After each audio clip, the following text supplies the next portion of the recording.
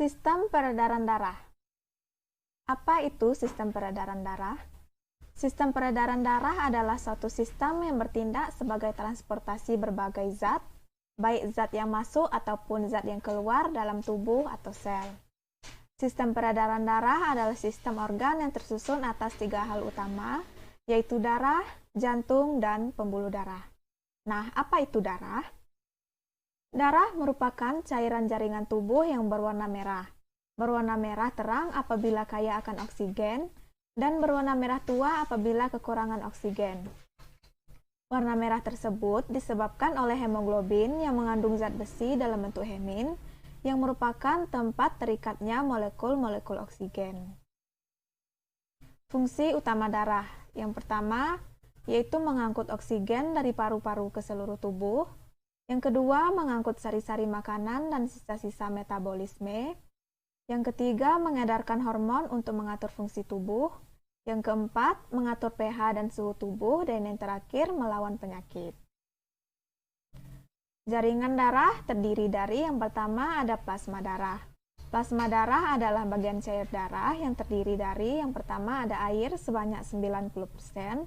Yang kedua, protein plasma darah yang berupa albumin, globulin, dan fibrinogen. Yang ketiga, ada antibodi. Yang keempat, zat makanan dan mineral seperti glukosa. Dan terakhir, ada sisa metabolisme seperti CO2. Nah, plasma darah ini berfungsi sebagai pengatur tekanan osmotik darah. Jaringan darah yang kedua yaitu sel-sel darah yang terdiri dari yang pertama ada eritrosit atau sel darah merah. Eritrosit merupakan sel darah yang bentuknya pipih, cekung, dan tidak berinti. Dibuat oleh sumsum tulang, terutama tulang pipa dan tulang belakang. Memiliki masa hidup sekitar 120 hari dan yang sudah tua akan dirombak di hati. Mengandung hemoglobin yang menyebabkan warna merah. Anak-anak ibu bisa lihat gambarnya di samping, di mana sel darah merah ini bentuknya pipih dan memiliki cekung di bagian tengahnya. Kemudian dari segi warnanya itu berwarna merah disebabkan adanya hemoglobin yang mengandung zat besi. Yang kedua ada leukosit atau sel darah putih. Sel darah putih adalah sel darah yang bentuknya tidak tetap atau berubah-ubah, memiliki inti dan tidak berwarna. Umur hidup sekitar 12 hari, dibentuk di sumsum tulang belakang dan jaringan limfa. Bersifat fagosit atau pemakan benda asing atau kuman yang masuk ke dalam tubuh. Nah, anak-anak ibu bisa lihat gambarnya di samping, di mana sel darah putih ini bentuknya berubah-ubah dari bentuk bulat menjadi pipih dengan memiliki cekungan. Yang ketiga ada trombosit atau keping darah. Keping darah adalah darah yang bentuknya tidak beraturan, tidak berinti, dan ukurannya lebih kecil dari eritrosit dan leukosit. Diproduksi di sumsum merah. Umur hidup sekitar 5-9 hari dan berperan dalam pembekuan darah. Nah, selanjutnya ada jantung. Jantung adalah organ sistem peredaran darah yang bertugas memompa darah dan mengalirkan darah dalam pembuluh darah. Jantung terletak pada rongga dada, di antara kedua paru-paru, di atas diafragma dengan posisi condong ke kiri. Jantung dilapisi oleh perikardium yang mengandung cairan perikardia. Perikardium ini berfungsi untuk melindungi jantung agar tidak terluka karena bergesekan ketika berdetak.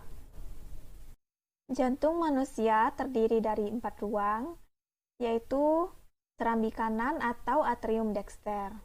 Nah, anak-anak ibu bisa lihat gambarnya di samping.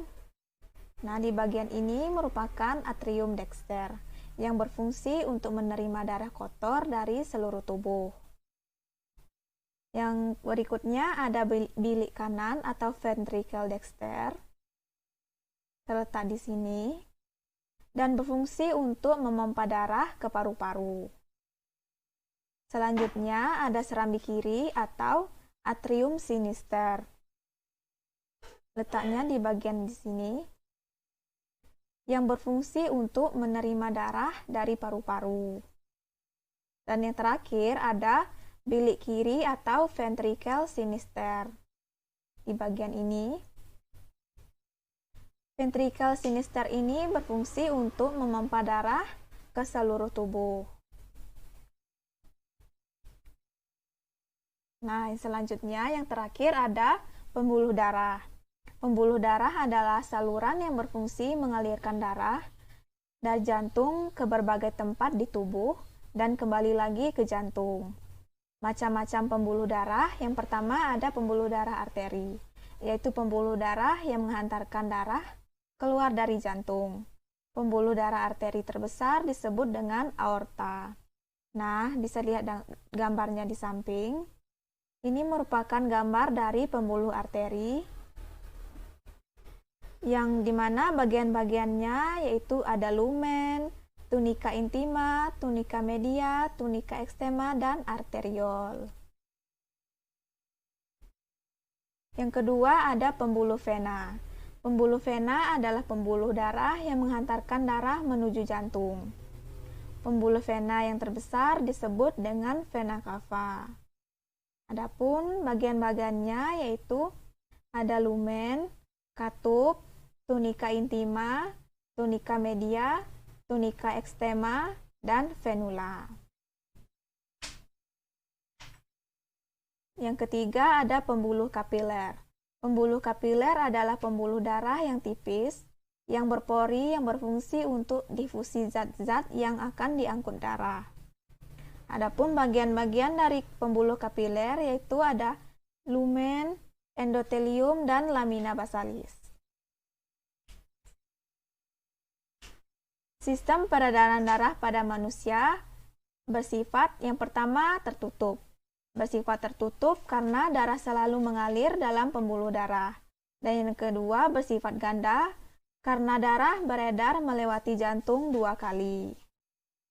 Selanjutnya, sistem peredaran darah dibagi menjadi 2 macam. Yang pertama ada sistem peredaran darah besar, yaitu peredaran darah dari jantung ke seluruh tubuh, lalu kembali lagi ke jantung.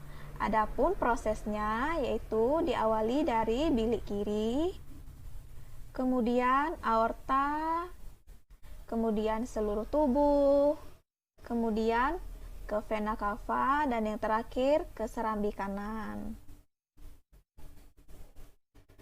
Nah, yang kedua ada sistem peredaran darah kecil, yaitu peredaran darah dari jantung ke paru-paru, lalu kembali lagi ke jantung. Nah, adapun prosesnya diawali dari bilik kanan, kemudian arteri pulmonalis, kemudian ke paru-paru, kemudian ke vena pulmonalis, dan yang terakhir ada ke serambi kiri.